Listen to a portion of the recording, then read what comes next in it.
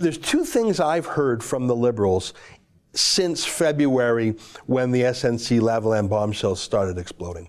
One of them was they've gone so hard on climate change, global warming, carbon tax. They've just let Catherine McKenna loose, Trudeau himself, so they've gone so nuts on that. And the other is they've been trying out, you're a Nazi, you're a Nazi, there's Nazis everywhere, Nazi, Nazi, Nazi. And both of those elements are in this op-ed by Jamie Carroll, calling Albertans thugs, Nazis, right-wing fascists, and saying we have to punish them because they're climate criminals. I have to say, I don't know what else these guys are going to run on, Lorne, because they can't run on the economy. It's starting to falter. They can't run on foreign affairs. That's a disaster. They can't run on harmony with the provinces. I think they're going to run on those two hateful things we see in that article. Call their enemies racist and push the green agenda. Sorry, I interrupted you. Go ahead.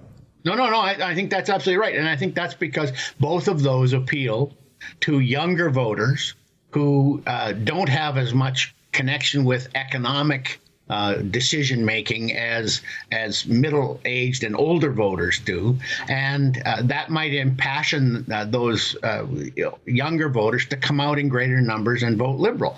There's as well as I do, better probably than I do, that the instant you say something that isn't politically correct 100%, you get lambasted for being a racist. Well, that's all because on social media, the majority of people who drive that agenda are under 30. And so Trudeau needs the under 30s to come out. They are also the people who are most passionate about climate change, because they are the first full generation to have had nothing but climate change propaganda in school for 12 years and then in university after that.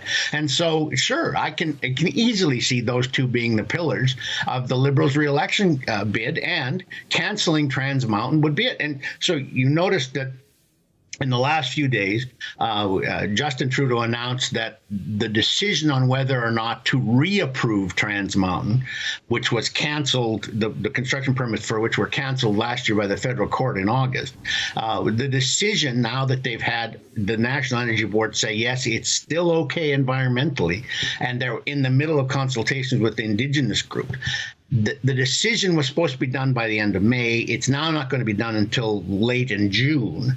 And I can easily see them coming out and saying, we're very concerned about the southern resident killer whale population that will be affected by this. And we've heard from a lot of Indigenous groups that this will disrupt their traditional way of life. And so we, as much as we'd like to get this built, we simply can't see any way to do it. And I could easily see that as a launch for them into the fall federal election.